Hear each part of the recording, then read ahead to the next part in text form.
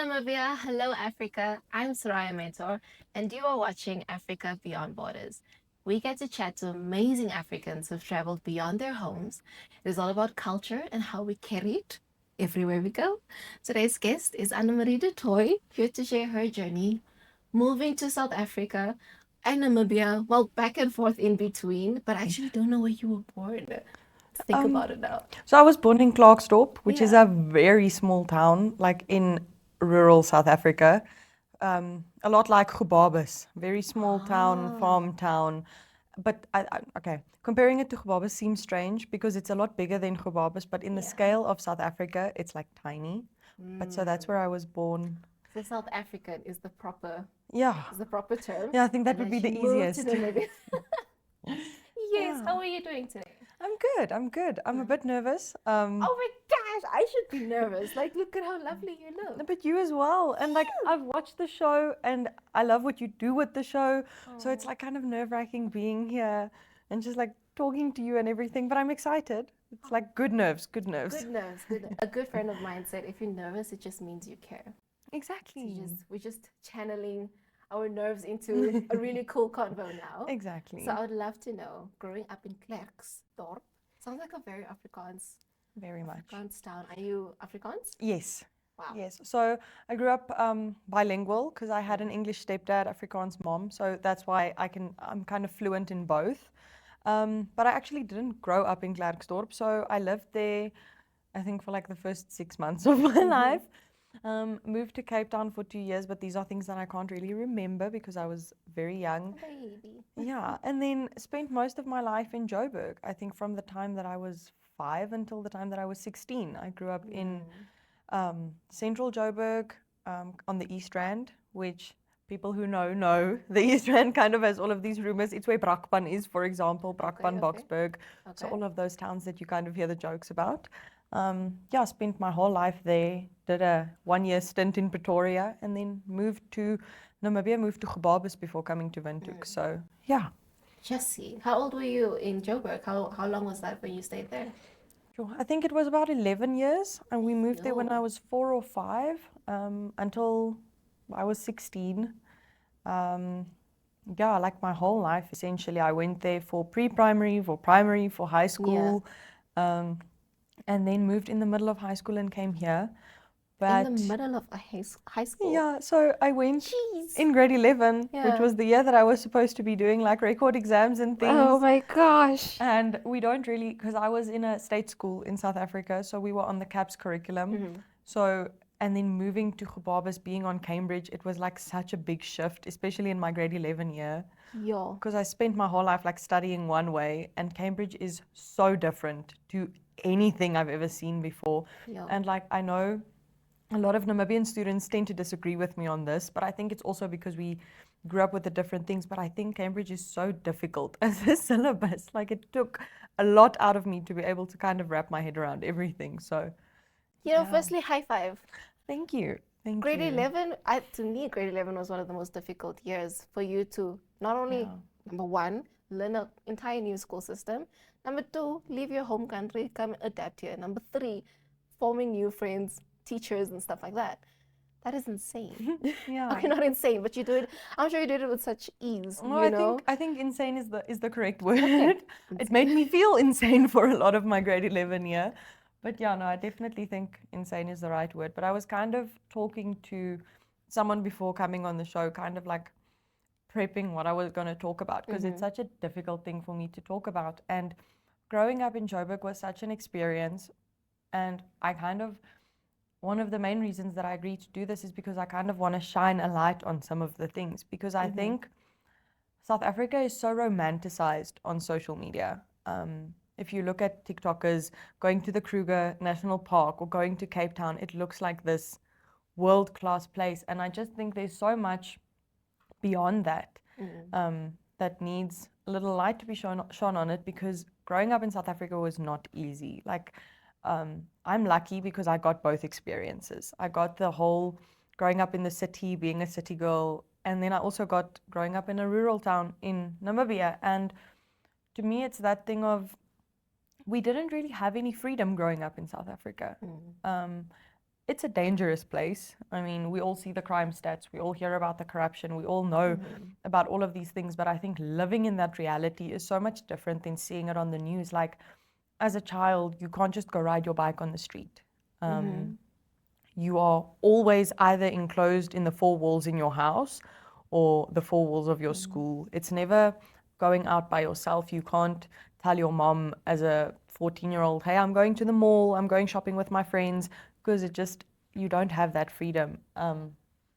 And that's something that, like, you don't realize while living there, but when you've been taken out of that situation, you realize how absolutely insane it is that as a child, you get taken to hijacking seminars and you get taken to these seminars on what to do if you are kidnapped and things like that. And I feel like that's not something that should be as normalized as it is. As a kid, And people like aren't talking about that. And the whole reason that we moved here was because my mom and I were involved in a hijack / armed robbery situation, which was like one of the most traumatizing events, obviously, of my life, as it would be for anyone. And I've never really spoken about it like on a public stage like this, but it changes your entire perspective of the world. And having your perspective, like, we all as children, we go into the world thinking it's such a happy place. You see your friends, you play your hockey, you play your netball, and then having your whole perspective change, like, it's such a dark place to be in. And I have to say, like, I don't think there's enough awareness or enough light shone on this to be like, growing up as a South African teenager, especially in Joburg, you don't have normal teenage experiences, and it shouldn't be as normalized as it is. But yeah, that was like one of the main things that I wanted to come and talk on, because I see my cousins, like most of my family still lives in South Africa, and my cousins are going through exactly what I was going through then. But luckily, because I went through it, they're a lot more, like, they know what to expect, they know what's going on. So they're kind of more, their eyes are more open to it. But yeah, a lot of people go through life thinking la-di-da, and then one day someone puts a gun against your head and you're like, it's not as nice as I thought it was. Yeah. I'm sorry that you and your mom had that experience. It's not something you'd want to experience in your life, but I'm also very grateful that you came here and shared with us, your experiences, because like you said, it is sometimes overhyped, the luxury part, not rather overhyped. It is a beautiful country. It's just not spoken much about the crime stats, and I'm so glad you came to a country that's not as high in crime as South Africa, and that you got to be a kid while you could. Did you ever feel like a kid when you came? Honestly, in Gobabis, I felt like I was 6 years old growing up from the start again. Like, I got to ride bikes in the street with my friends, which, like I said, is something that cannot happen in Joburg. I got to walk to my friend's house when I wanted to see them. Leave your 4 walls, like you said. Exactly, leave my 4 walls. I mean, I remember when I just moved, the January that I just moved. Now, like, something that's also, it's such a culture shock. Going from a place where we're like 300 students in a grade to being 200 in a school was such a culture shock. And I vividly remember, like, one of my first memories from Gobabis, because I moved without my mom at first, because she could only come in March, and I didn't want to miss 3 months of school and then move. So I came and I stayed with the nicest people, the Dirks family. Like, I love giving them little shout outs because they really made my transition into Namibia so easy. And I vividly remember it was raining. Like, it was such a good rain year. And when you arrived? When I just arrived. And Gobabis' streets were flooded. Like, if you've been to Gobabis, it's basically dirt roads. Like, there's, I think, one tar road and one interlock road. So it's like dirt roads everywhere. And we were fishing for barbers with our hands in the street. What do you mean fishing for barbers? Like, okay, so there's this fountain in the middle of the town that overflows when it rains a lot. And it comes straight from the dam where the barbers are obviously from. And they would just them and their babies would flood the streets and be swimming. Oh wait, barbers are fish? Yes, barbers are fish. Like, what is a barber? No, so that's the Afrikaans name. I, for the life of me, do not know what a barber is in English. But now I know what a barber is, so that's very cool. Yeah, so they're like these, I think catfish, I think would be the right term to use. Okay. Flooding the streets. And I remember a group of us, and now we aren't kids, we're like 17 and 18 years Yeah. old, but we were actively in the streets with like little buckets and spades, fishing for these fish, like It's so swimming down the cute. streets, swimming down the dirt roads. And it's such a core memory for me, being able to Yeah. experience things like that. So, Oh, I love the fact that you were able to feel like you were 6 years old, coming from a busy, hectic yeah. city life to something where you can, I don't know, go fish in the street. Yeah, exactly. It's such a weird thing. Like, and in that time, I was still like very much in contact with my South African friends. So I would Mm. be like on video call with them, and they were just like, "What are you doing? Like, what is this? What is Ah, happening?" I went to Gobabis last week. Was it last week? I can't remember when that was, but I like calling it Gobabis. And I was Yeah, just like, go Babis, go Babis, go. exactly. Ah, I absolutely love the fact that you brought to light just the crime rate in South Africa and how you adapted to that. I think it's also very important awareness to me. Let me say that, just to keep myself aware of what's actually happening in Yeah. the world and be realistic as well. Before that, we're gonna go on a quick break, guys. We're gonna be right back with Annemarie to share more experiences and her culture shocks moving from South Africa to Namibia and what she found interesting. Okay, we're gonna be right back, guys. See you guys.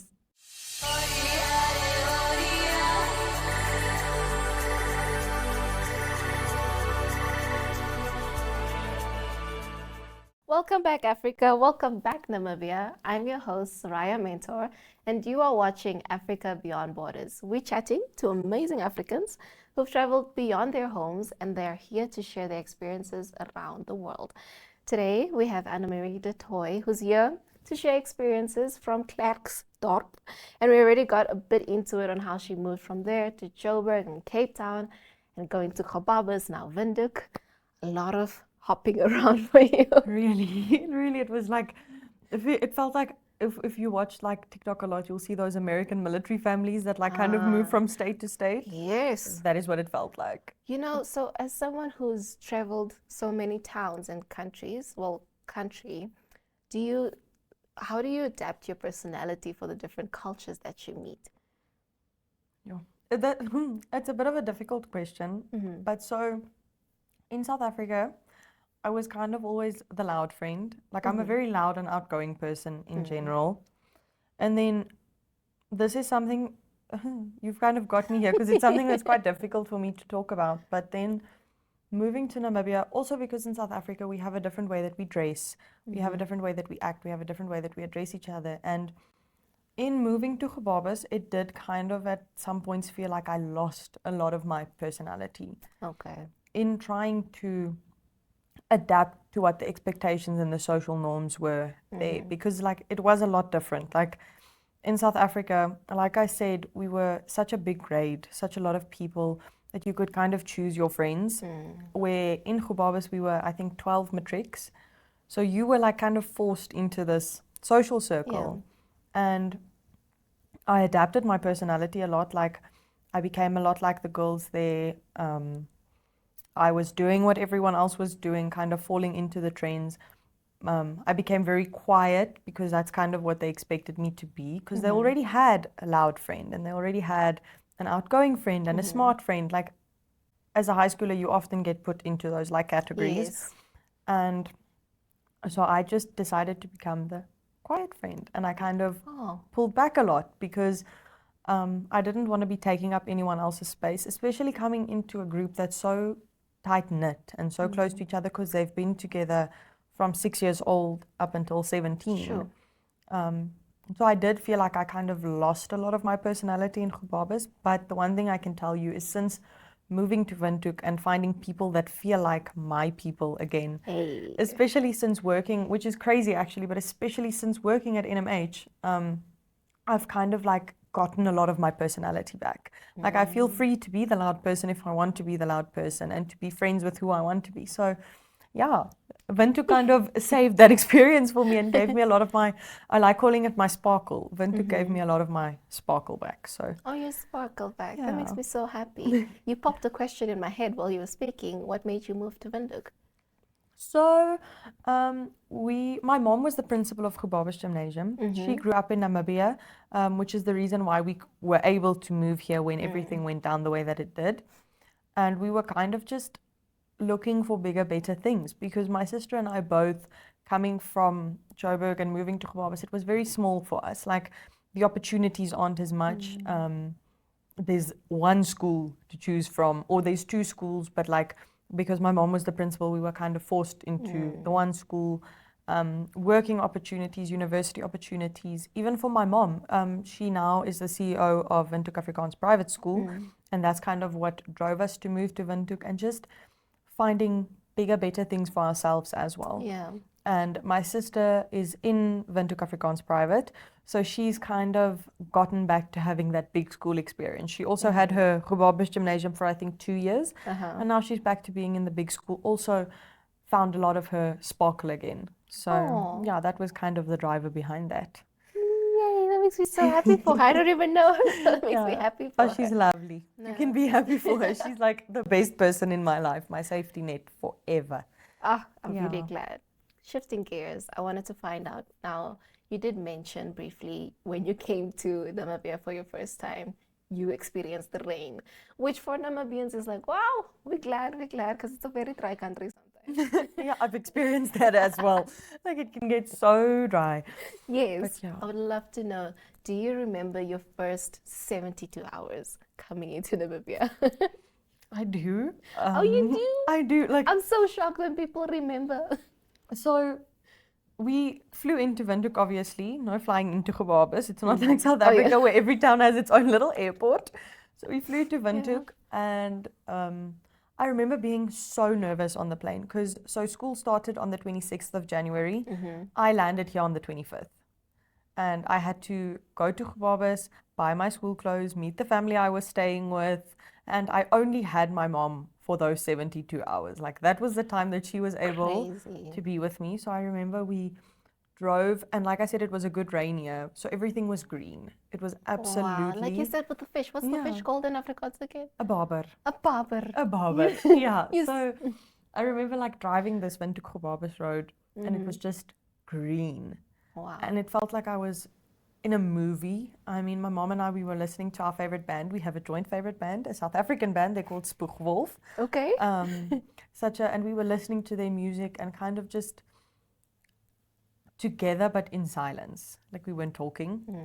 And then when we got to Gobabis, there was no checking into the guest house. There was no nothing. She took me straight to school to go buy my school Yo. uniform. Okay. And obviously, it was already announced that she was going to be the new principal and she was going to take over.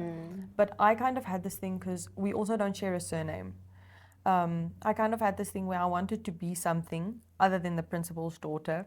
So I asked her, please, can you stay in the car? Let me go buy my school clothes myself. Because, like, if people see you, they're going to know I'm your daughter. And I just want to Yeah. use these 3 months that I have to kind of be something other than that.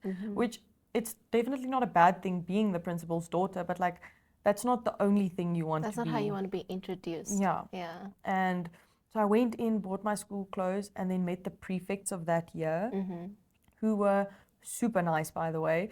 But then also it was a bit of a culture shock for them because, like I said, we dress differently in South Africa. So I arrived here in my little short shorts and my bright pink crop top and my like platform Birkenstock shoes, and I really was giving spoiled city girl. Oh like, my what is this girl? It wasn't your fault. Yeah, I It was was like- just where you came Yeah, from. and it was like, what is this girl doing in this town? So they were all super nice, but they were also like, I don't know about this one. Yeah.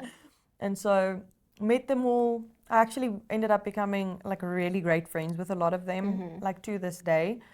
And then we went to the guest house, checked in, and then we went to Braai with the family that I was Ooh. moving in with. And they had a daughter who was 2 years younger than me, as old as my sister, and then a son who was 3 years younger than me. And I just remember them having so many questions. Like, I know this girl from South Africa. Do you know her? Like, you know, that kind of thing. And the only thing I could think was, do you have any idea how big South Africa is? Like, Show me 'em. no, I do can not. get lost in Joburg alone. Like, I'm from Joburg. I do not know your friend from Cape Town. Like, we did not, our paths did not ever once cross in this Yeah. country with like 12 million people. It Just never see. happened. So I remember that vividly. And then my first day of school was obviously crazy. Like, I walked in and I had this little pink Nike backpack that had all of my books So in you're it. really standing out. Yes, because but pink is also my color. Like Hey. it was the one bit of my personality that I would not let go of was my love of pink. And everyone had like these branded school backpacks, and I came there with my like a pink Nike backpack, and I had the weirdest school shoes because I don't know if it was the same for you, but like going through school, different types of school shoes would like become a trend. So you'd have like those little doll shoes Oh with the yes, I holes in remember them. this. I Yeah. remember this. Or Yes. you'd have like the platform, those big What do you school call shoes. grasshoppers? Oh Yes. my gosh, I always wanted a grasshopper. So I went there, and the trend was not the same in Okay. Gobabis at the time as it was when I Okay. left Joburg. So like my school shoes were weird. My skirt was so long because I was so scared of like breaking a school rule that I had like a skirt that was down to my knees. So and I felt so weird, and I like walked into reception and they said to me like, this boy is going to show you around. This is so and so. And I was like, what do you mean you're just leaving me with this child that I've never met before in my life? And he like kind of took me to our classroom and introduced me to everyone, which was obviously also because people they don't know me, so they were like checking me out, being like, are we gonna like her? Who's her? Are we gonna like yeah, exactly, add her to our friend group? Are we gonna and there was this one specific boy. I'm actually dating him now. Like we've been together since high school. Great. I know. So I know. cute. And he came up to me and he hugged me, and then he just whispered in my ear, everything is gonna be okay. Like he didn't know me. Where do I find these people, Annemarie? Exactly. I don't know. It like kind of just crossed my path. But like he hugged me and he just said everything is gonna be okay. And I remember feeling so reassured in that moment. And then we went about our day. We had all our classes. I met all of the teachers. Obviously, everyone was very interested, like because the whole school knew. If there was a new student, the whole school from grade like you one said, to it was quite matric, a small school. yeah, knew. So like at break time, I kind of felt like I was in a museum, and everyone was kind of just staring at me. No one was really talking to me. Like everyone was just like, So it was like the bride, but all over again. yeah. And I was like, okay, can someone please say like anything to me, please? And went about my school day. My final period was English. And so then the kids had kind of like gotten used to me being there. So people were talking to me. And my English teacher also grew up in South Africa. And like her and I were talking. And this one boy like randomly puts up his hand and he says, we eat frogs here. Okay. And I was like, what do you mean you eat frogs? And he says, yeah, frogs and like little water tortoises. And I was like, why are you telling me this? And he said, because when you come to the farm, you have to eat frogs and water tortoises. And I was like, no. I wouldn't know how to process that information. Yeah. And I just and I went home and I told my mom, these people eat frogs. And she was like, no, I'm sure they were joking with you. And then I don't know how my number got out. Like they must have gotten it from like a class group or something. And this boy proceeded to like share 10 pictures of people in my class like braaiing frogs. And it was just it was such a weird thing. Like, why are you sharing this with me? That is so weird and specific. Yeah, like, why did I specifically have to know that you braai frogs? Oh my gosh. But yeah, like that's something that obviously stuck with me. So quite interesting. But yeah, those were my first 72 hours.